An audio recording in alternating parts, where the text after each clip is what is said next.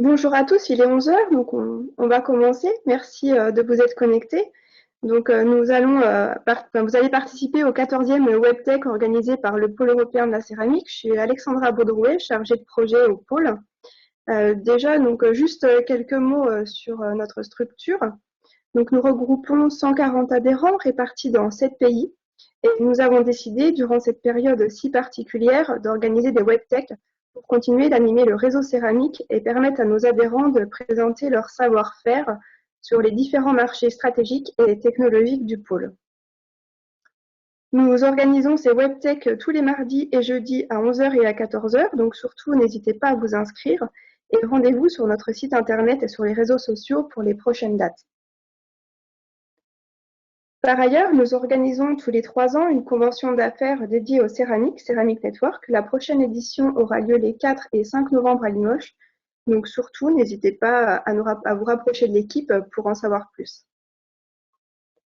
Maintenant, avant de laisser la parole à Monsieur Bajard, je souhaiterais vous donner quelques consignes sur le déroulement du séminaire. Donc déjà, premièrement, s'il vous plaît, merci de vous identifier avec vos noms et prénoms. Deuxièmement, merci de garder vos micros coupés et vos caméras coupées également. Et pendant toute la période de la présentation, vous pouvez poser vos questions en utilisant le chat grâce à la petite bulle que vous voyez ici entourée en rouge. Donc maintenant, je vais laisser la parole à Monsieur Bajard, de la société Bink Industries, qui va nous parler de la finition des surfaces sur pièces céramiques techniques par le procédé MMP. Donc Monsieur Bajard, je vais vous laisser la main.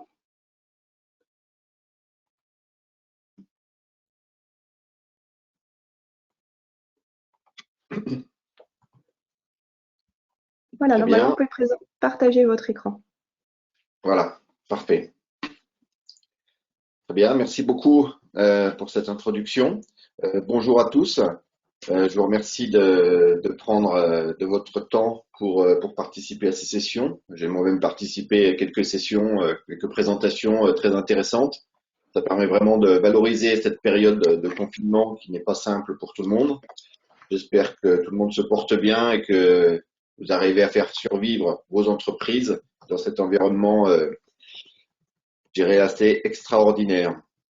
Bien, aujourd'hui, je voulais profiter de cet accès via le Pôle européen de la céramique, que je remercie, pour vous présenter notre procédé MMP Technologie appliqué aux pièces céramiques. Donc, je pense que certains d'entre vous nous connaissent déjà, et certains font déjà partie de nos clients où on a partagé des projets. Eh bien, ce sera un rappel. Et puis ça permettra peut-être dans le deuxième temps d'échanger via des questions et j'essaierai d'y répondre le mieux possible. J'espère que la connexion est OK pour tout le monde. Si il y a un souci, n'hésitez pas à intervenir.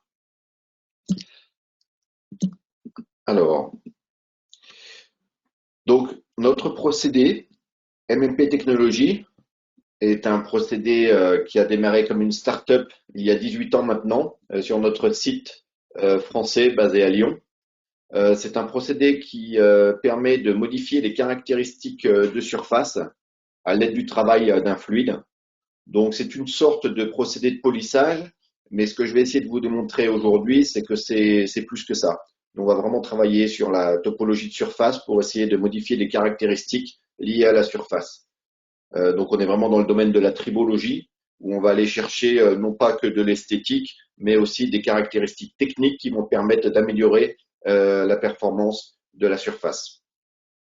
Donc le fluide qu'on utilise, c'est une recette unique qu'on a développée, composée de catalyseurs et de microparticules. En fait, ça reste un fluide de type abrasif avec des microparticules qui vont venir couper la matière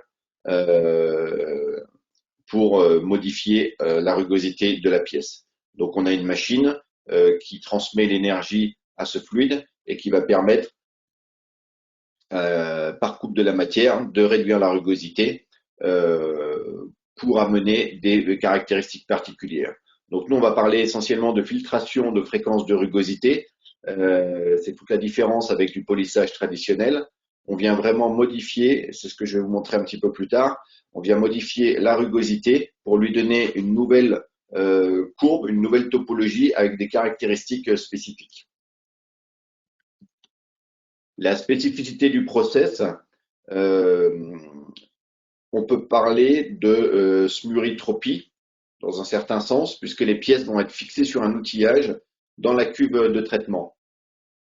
Le process est réalisé dans un bain, en fin de compte. Les pièces sont complètement immergées dans le bain, ce qui implique que toutes les surfaces en contact avec le fluide vont être affectées par le process et que les surfaces qui, par contre, seront au contact de l'outillage de maintien ne seront pas affectées. Donc, on utilise en général l'outillage pour protéger des zones qui ne seraient pas nécessaires de modifier la surface ou qui doivent être protégées parce que phase de référence ou avec des tolérances très très serrées.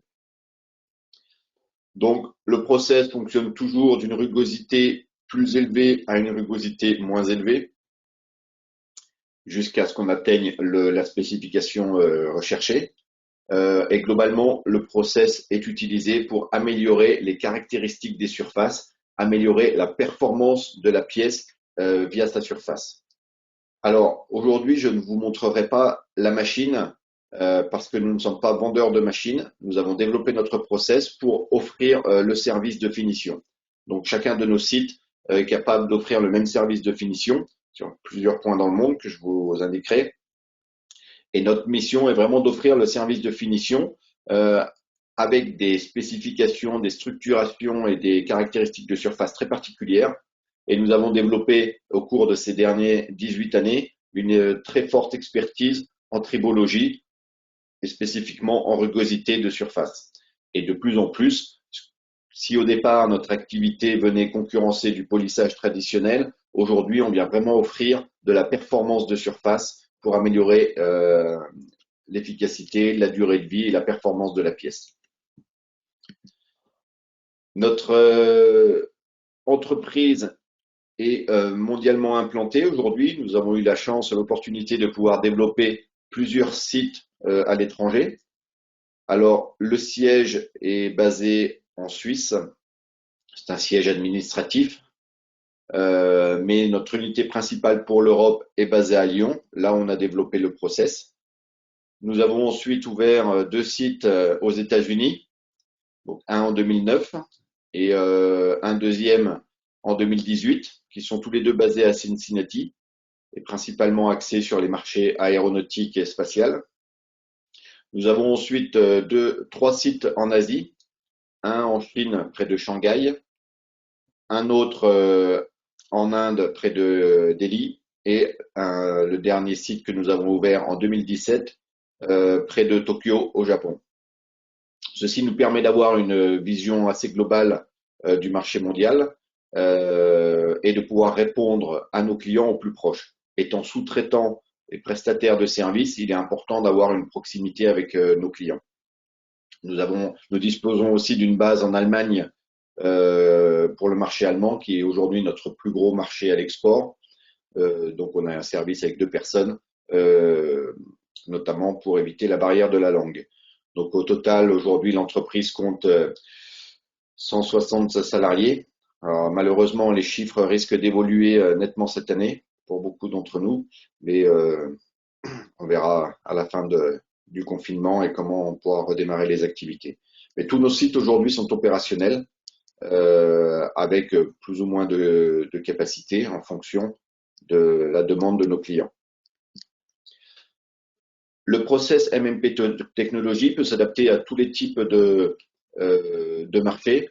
Alors nous, on fonctionne beaucoup par marché parce que l'approche est assez similaire et je dirais le savoir-faire est important, la connaissance des marchés est vraiment important pour pouvoir proposer nos services. Donc historiquement, on est toujours implanté au niveau de la finition des moules d'injection plastique. On a aujourd'hui aussi une très bonne référence au niveau de la transmission et la mécanique de précision, notamment via la Formule 1 et globalement le racing. On a toujours des applications, notamment en Asie, sur les outillages, forge et frappe, pour finir les outils de forge. On est aussi présent sur quelques marchés médicaux et équipements. Alors, il s'agit là d'implants ou d'ancillaires et aussi d'équipements de machines un peu spéciales de traitement des fluides, pompe cardiaque, traitement du sang ou autre. Ensuite, un marché aéronautique et énergie, qui est aujourd'hui notre plus gros marché mondial, avec plus de 50% de notre activité sur ce domaine-là. Nous intervenons aussi au niveau des outils coupants. Alors là aussi, il y a un sujet céramique. J'en parlerai pas aujourd'hui parce que c'est un projet en développement, mais notre process permet d'avoir une très belle finition sur les outils coupants des fraises en céramique. Et enfin, la fabrication additive que l'on retrouve sur différents domaines, mais donc on est essentiellement sur le métal. On a quelques applications céramiques, mais voilà, nous sommes référencés comme un des process de finition performants pour tout ce qui est impression 3D. Alors, pour revenir au process lui-même, on commence toujours par étudier la surface de la pièce qu'on va nous confier pour en analyser la rugosité. Alors pour ça, on utilise un appareil de type pertomètre, c'est un rugosimètre à contact, qui vient relever la courbe de la rugosité. Cette courbe de la rugosité, on va l'analyser de la façon suivante. On va décomposer la rugosité comme on le ferait d'un signal électrique avec une sélection de différentes fréquences. Donc on a une fréquence de base qui est la forme, une fréquence d'ondulation, une moyenne fréquence qui va correspondre à la rugosité principale et une très haute fréquence qui va correspondre à la micro-rugosité présente sur toutes les surfaces. Et à partir de là, on va être capable de venir appliquer une recette qui va travailler sur l'une ou l'autre des fréquences de rugosité, c'est-à-dire qu'on va pouvoir appliquer et modifier la rugosité en appliquant des filtres qui vont correspondre à une fréquence de rugosité, comme on le fait avec un oscilloscope sur un signal électrique ou un signal sonore. Donc concrètement, comment ça se passe? On va fixer la pièce dans la machine et on va appliquer une recette qui va travailler sur une fréquence prédéfinie de la rugosité. Donc, on va modifier cette rugosité, le profil va évoluer, on va avoir un profil qui va être exempt de haute fréquence, par exemple, dans ce cas-là. Et étape par étape, on va être capable de réduire la rugosité pour arriver au niveau de rugosité prédéfini ou qui va correspondre aux besoins de l'application. Donc, soit une spécification, soit une amélioration. Donc, le process fonctionne de manière industrielle, étape par étape, jusqu'à obtenir le bon niveau de rugosité. Alors, comment on fait cette filtration? Je vais vous montrer quand même une petite simulation. Donc, on a nos composants, nos microparticules qui vont être agrégés avec un catalyseur, qui vont permettre de former des micro-outils de coupe. Ces micro-outils vont avoir sur leur surface une arête de coupe qui va correspondre à une fréquence propre de la rugosité. Et en passant sur la surface, on va venir couper la fréquence, la matière qui va correspondre à la fréquence de rugosité prédéfinie. Et au fur et à mesure, en fonction de la recette qu'on va utiliser, on va combiner les différentes filtrations, les différentes arêtes de coupe pour obtenir la surface voulue sur la pièce concernée. Alors, en termes de rugosité technique, ce que ça nous permet de réaliser, c'est d'obtenir des caractéristiques différentes. Donc, c'est là où vraiment on n'intervient pas en tant que polisseur de pièces, mais vraiment on vient améliorer la performance. Donc, à partir du profil normal que vous voyez en haut dans le cercle rouge, on va être capable d'appliquer différents filtres qui vont être plus ou moins large, c'est-à-dire avec une fréquence plus ou moins différente, et ça va à chaque fois permettre d'atteindre un niveau de rugosité différent avec des caractéristiques spécifiques. C'est-à-dire que si on enlève que la micro-rugosité, on arrive au premier niveau, et là on va avoir déjà des effets en termes de friction et de collage qui peuvent être intéressantes. Ensuite, le niveau en dessous, ben là, on va commencer à avoir des aspects glacés. Et au fur et à mesure, on va avoir une surface de plus en plus tendue avec un effet cosmétique qui va être bien amélioré, mais surtout les rectangles bleus définissent vraiment des surfaces techniques qui vont avoir des caractéristiques de friction, de durée de vie et de résistance à la fatigue améliorées. Et enfin, si on supprime toutes les fréquences, tous les niveaux de fréquence de rugosité, on va obtenir une surface complètement tendue qui va être un polymiroir qui, cette fois, est essentiellement intéressant dans la cosmétique, mais aussi parfois, notamment sur les joints céramiques, pour de l'étanchéité. Alors, ce slide-là est très important parce qu'il résume vraiment tout ce qui est capable de faire le procédé. Donc vraiment le process, je reviens souvent à ce slide-ci avec les courbes de rugosité parce que c'est ça qu'on va chercher vraiment sur la surface. Et à partir du moment où on est capable de définir ce que l'on cherche sur la surface, le process MMP technologie sera capable de l'obtenir par une recette spécifique.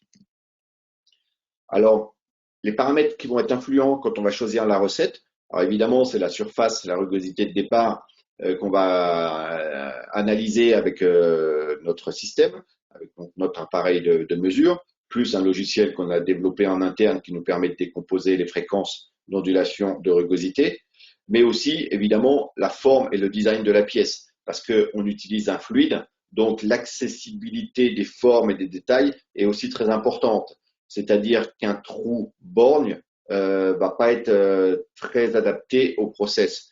On est dans la mécanique des fluides, il faut que le fluide puisse se déplacer, l'énergie est transportée par le mouvement du fluide, donc il est important qu'on garde une certaine une énergie cinétique au niveau de chaque microparticule qui se déplace sur la surface.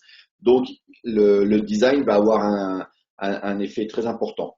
Mais globalement, si on parle des limites, on est capable de polir un trou de 0,5 mm de diamètre sur une longueur de 4 fois à 40 fois le diamètre. Donc ça, déjà là, on repousse les limites de pas mal de process traditionnels parce qu'on a une très bonne accessibilité. Donc évidemment, si on a une forme intérieure ou une forme extérieure, le process devra être adapté. Et en général, les pièces ont plusieurs types de formes, donc on a des recettes qui permettent d'avoir une très très bonne accessibilité dans les petits détails, et puis en même temps une bonne performance sur les formes extérieures. Deuxièmement, la matière et la dureté est évidemment importante ça reste un process de coupe de la matière mécanique.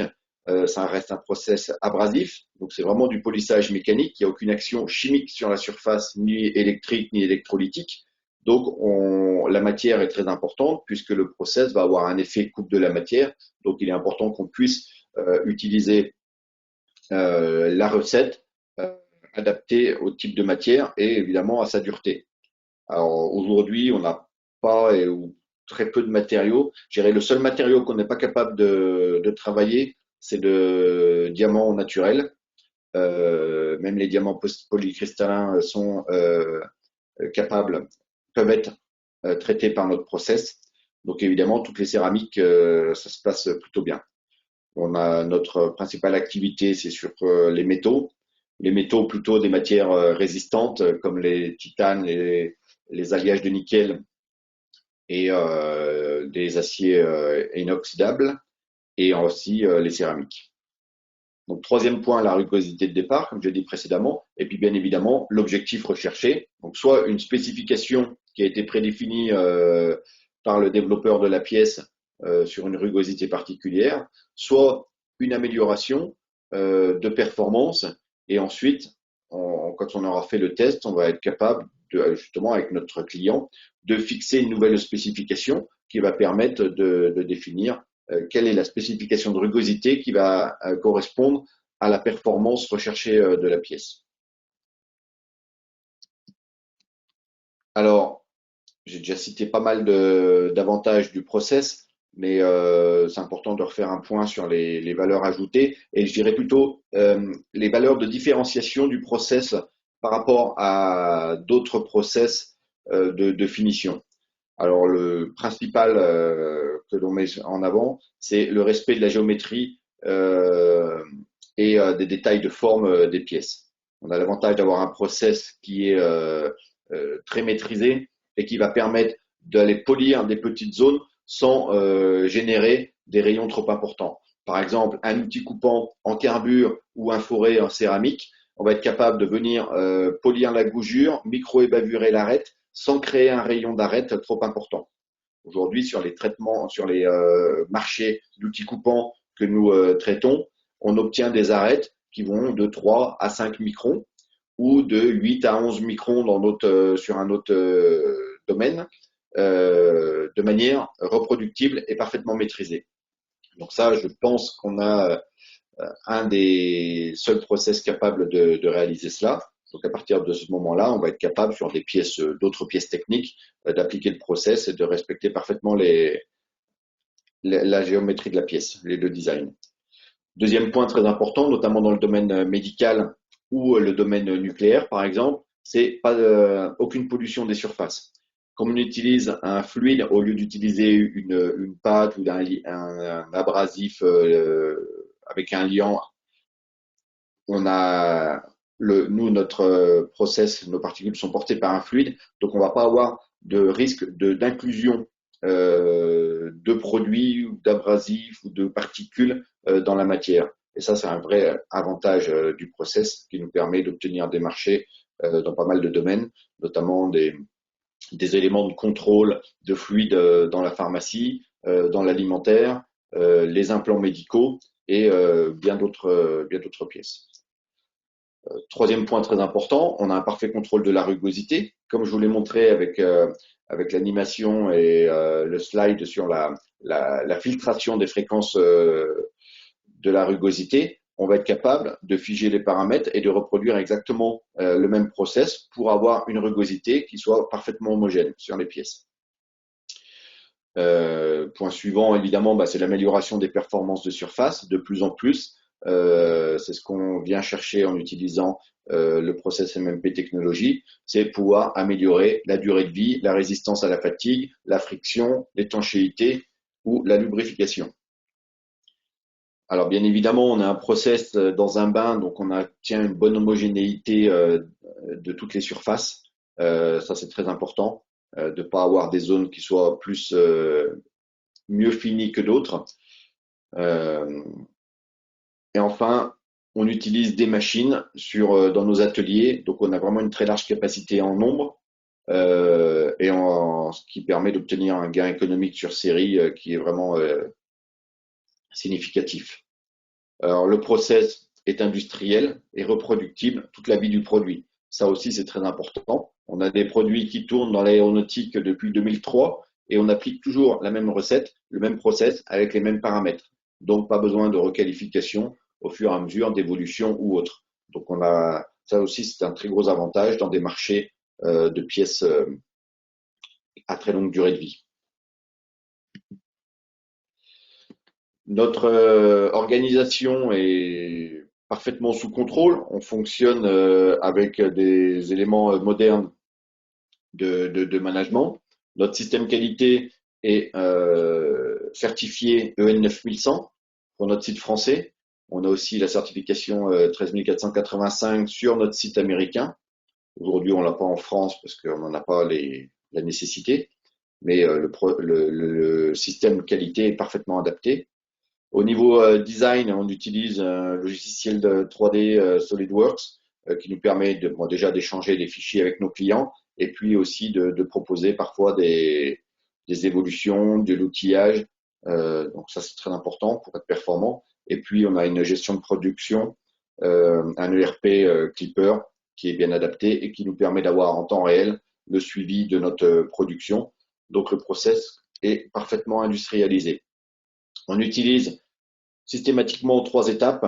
Première étape, ça va être une validation technique qui va permettre de vérifier que nous atteignons bien l'objectif du client. Donc, c'est un test sur échantillon.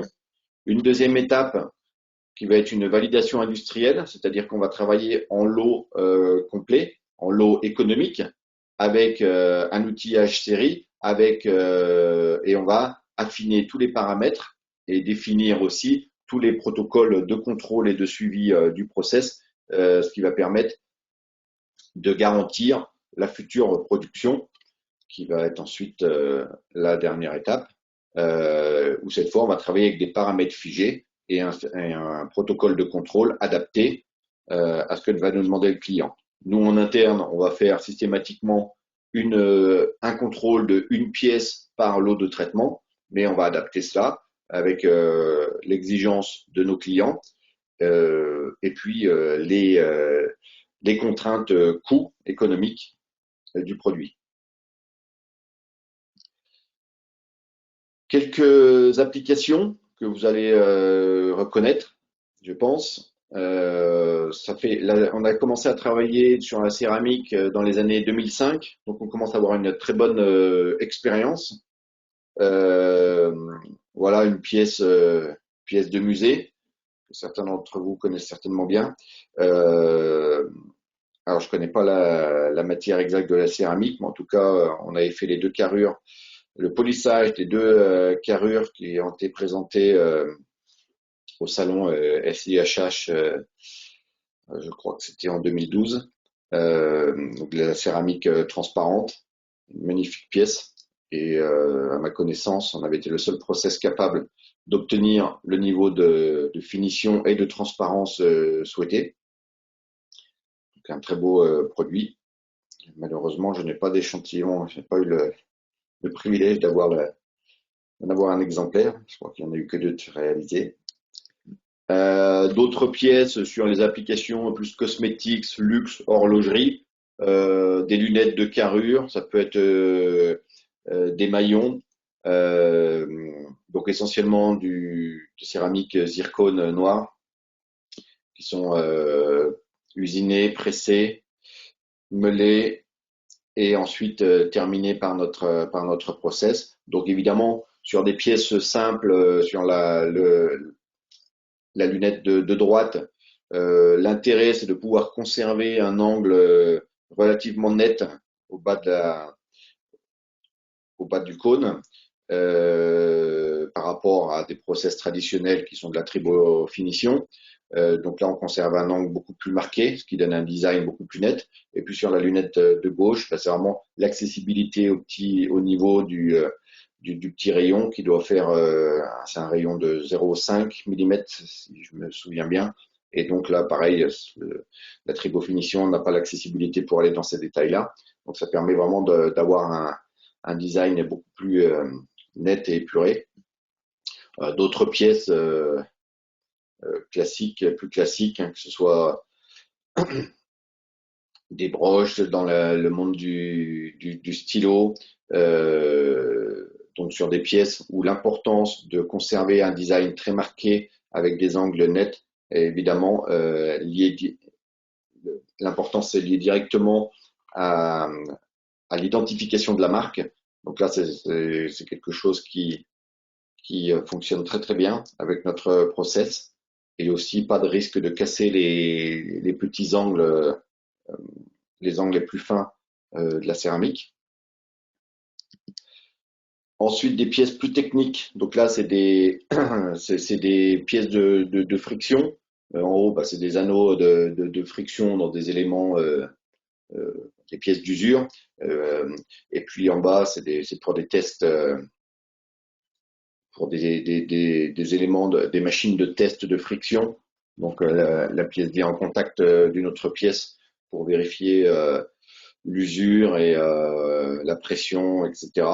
Donc là, le process est très bien adapté pour avoir des surfaces parfaitement homogènes. Plus techniquement, si on prend une pièce céramique, donc là en l'occurrence c'est une pièce très classique hein, qu'on voit un peu partout dans le monde, une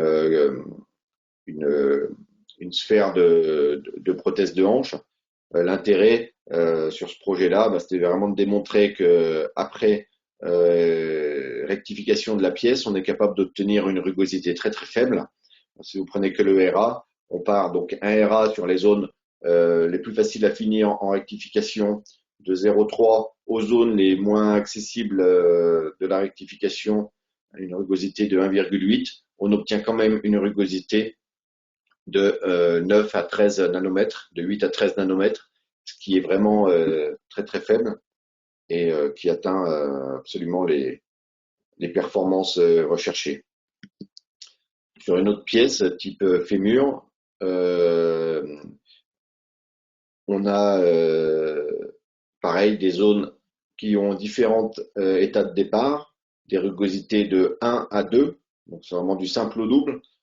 Après rectification, fraisage ou différents procédés d'usinage de la pièce, et on obtient au final une rugosité très très homogène de l'ordre de 10 nanomètres, donc c'est RA 0,01 sur toutes les surfaces.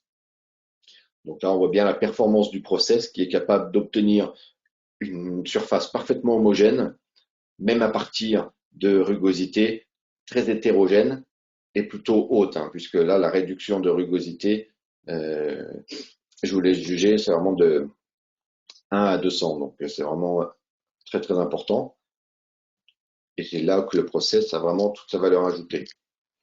Alors, une autre pièce technique, hein, c'est un joint pour le nucléaire, où là, on a des surfaces planes dont la rugosité de départ était relativement faible.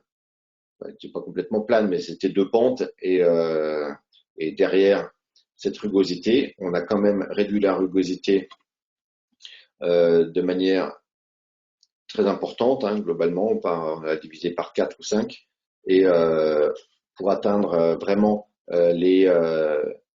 l'objectif de fonctionnement. Et donc là, c'était de la mesure de fuite, et donc on a vraiment atteint l'objectif, et ça, c'est des produits qui tournent toujours chez nous et chez nos clients. Donc, je regarde le timing. J'ai fait le tour de ce que je voulais vous présenter. Je vous propose maintenant de garder un petit peu de temps pour répondre à quelques questions.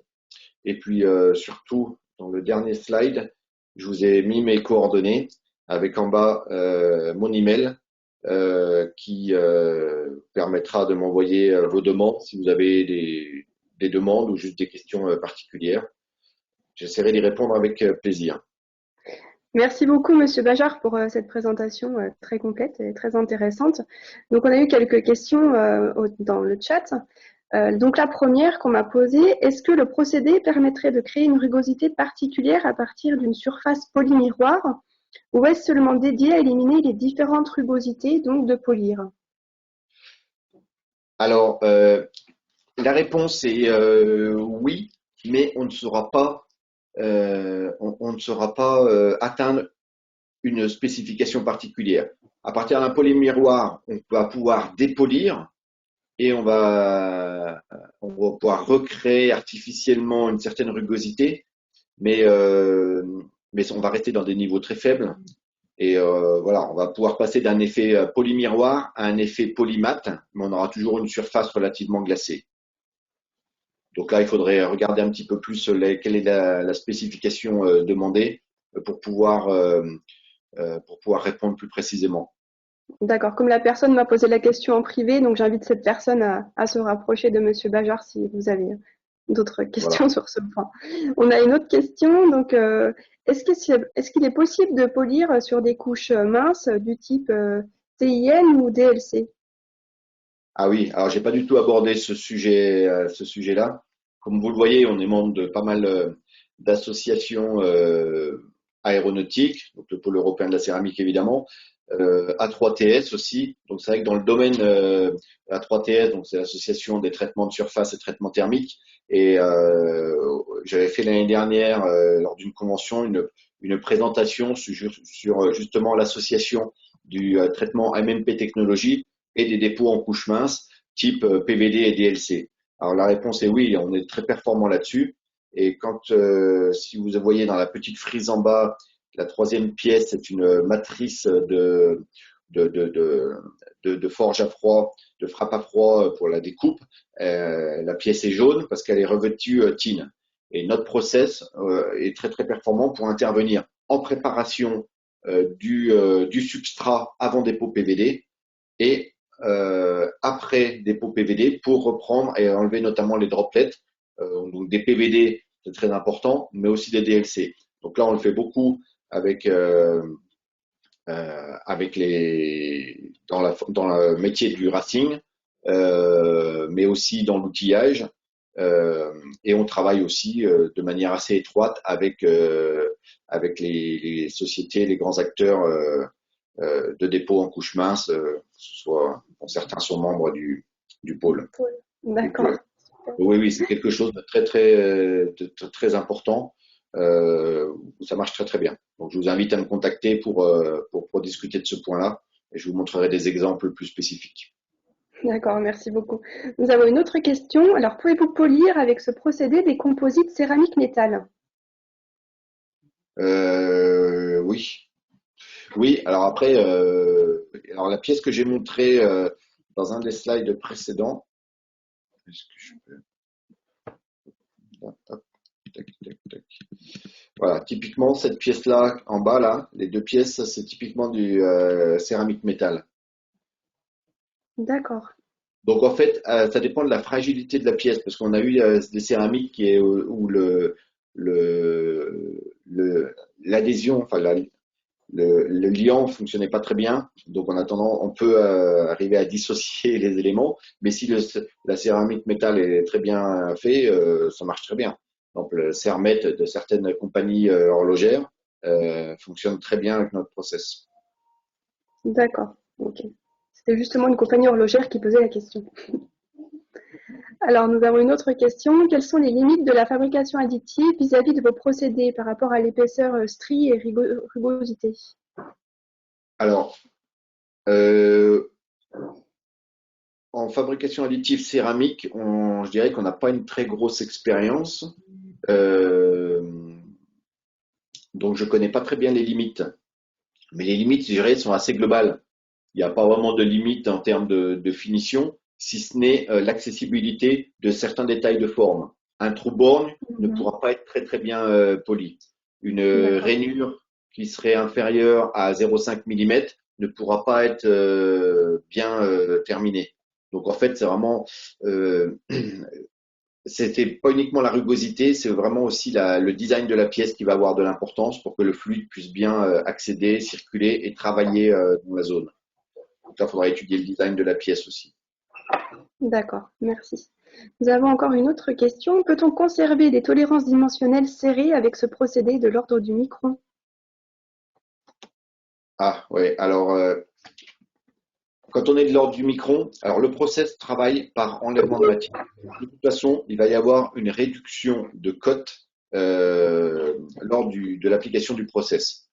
Donc, le micron ne pourra pas le tenir. Par contre, ce qu'on va pouvoir tenir, c'est-à-dire que le process a une tolérance de fonctionnement qui va correspondre à peu près à 10% de la matière qu'on va enlever. Donc, si on doit enlever 5 microns sur la surface, la tolérance va être de l'ordre de 0,5 microns. Donc, ça veut dire D'accord. que si on peut anticiper sur la cote de la pièce avant process, on va enlever les 5 microns. Il y a 0,5 microns près, on sera toujours dans la même cote. Donc, je dirais c'est un process empirique. On va faire le test, on va mesurer combien de matière on a dû enlever pour atteindre le niveau de rugosité souhaité. Et ensuite, on va pouvoir anticiper sur la fabrication de la pièce pour pouvoir avoir la surépaisseur nécessaire pour permettre la finition.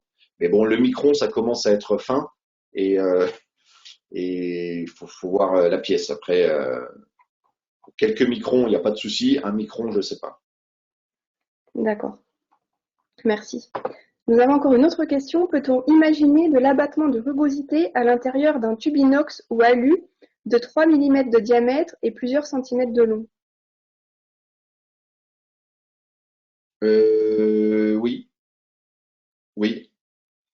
Quand on est sur des pièces comme ça, à partir de 3 mm, aujourd'hui, on traite des pièces qui sont un peu plus grosses, 5 mm de diamètre sur 40 centimètres de long, avec un très bon résultat. On passe d'un RA de l'ordre de 2 à 0,4 en interne. Donc, j'imagine que ça doit bien fonctionner. Après, tout dépend aussi du design du tube, si c'est un tube droit ou si c'est un tube avec beaucoup de coudes. Euh, Parce qu'après, forcément, c'est toujours lié à la mécanique des fluides. Si on a un bon passage du fluide, ça fonctionnera. Donc a priori, oui, enfin oui, ça marchera de toute façon. Après, je ne sais pas quel niveau de rugosité on arrivera à atteindre en fonction du design réel de la pièce. D'accord, ok. Nous avons encore une autre question. Vendez-vous le procédé clé en main? Faites-vous de la prestation au niveau exigence rich du produit? Alors, au niveau exigence Rich, on n'a aucun problème, hein. On n'est pas dans le traitement de surface dépôt, donc on n'a vraiment pas de souci. On n'utilise pas de produits qui sont sensibles, donc on est parfaitement conforme aux exigences Rich. Par contre, non, nous ne vendons pas le procédé clé en main, comme je l'ai dit en introduction de ma présentation.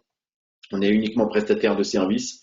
C'est un choix qu'on a fait de pas vendre de machines. Et c'est pour ça qu'on a développé, qu'on a ouvert des sites dans différents pays, parce que notre volonté n'était pas de devenir fabricant et vendeur de machines. Par contre, une possibilité qu'on peut proposer à des gros clients qui auraient vraiment des gros besoins, c'est un système de type shop-in-shop, c'est-à-dire d'avoir une collaboration très proche avec un atelier dédié pour un client, soit au sein même de son établissement, soit à proximité. C'est ce qu'on a aux États-Unis, hein. On a 2 sites, puisqu'il y en a un qui est dédié pour un seul client. D'accord. Ok, très bien. Donc là, c'était le CITRA qui vous a posé cette question. C'est le Centre technique des traitements de surface. Donc, Julien, je vous invite à vous rapprocher de Monsieur Bajard. Je pense qu'il y a peut-être des collaborations futures à faire. Est-ce que quelqu'un a encore des questions?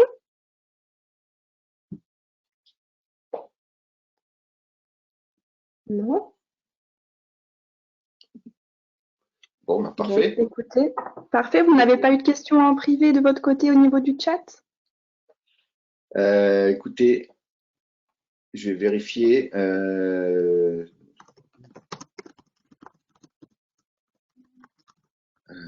Ben non, a priori, c'est les questions que vous m'avez posées. Donc, je vous invite à me contacter si vous avez d'autres questions sur des sujets particuliers. Je répondrai avec plaisir. En tout cas, je vous remercie tous de votre attention et je remercie encore une fois le Pôle européen de la céramique pour l'organisation parfaite de ces webinars. C'est très intéressant. J'ai participé à quelques-uns, je vais continuer et j'espère que ça permettra de créer du lien et puis de développer des projets bilatéraux. Moi, j'aime bien quand il y a un échange entre entre le fournisseur et le client, hein. Moi, je parle plutôt de partenaires que de clients. Et j'espère avoir de vos nouvelles rapidement. Merci encore à tous. Merci, Monsieur Bajard. C'était un plaisir en tout cas. Merci à tous pour votre participation et à bientôt.